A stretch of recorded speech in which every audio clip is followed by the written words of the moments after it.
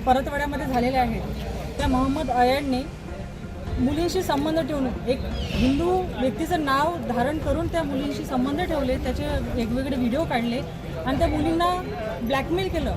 त्या संदर्भामध्ये मी राष्ट्रपती, ज्या महिला राष्ट्रपती आम्हाला लाभलेल्या आहेत त्यांना मी निवेदन करते की तुम्ही कडक एक कारवाई करून आमच्या मुलींना आणि महिलांना न्याय द्यावा। नाशिकमध्ये जे काही कॉर्पोरेट जिहाद झाला अशा प्रकारे या कंपन्यांचं पूर्ण सील देऊन यांना कुठल्याही मार्केटमध्ये यांना स्थान न देता आणि यावरही कडक कारवाई करून आमच्या महिलांना आणि मुलींना या प्रकरणातून वाचवावं।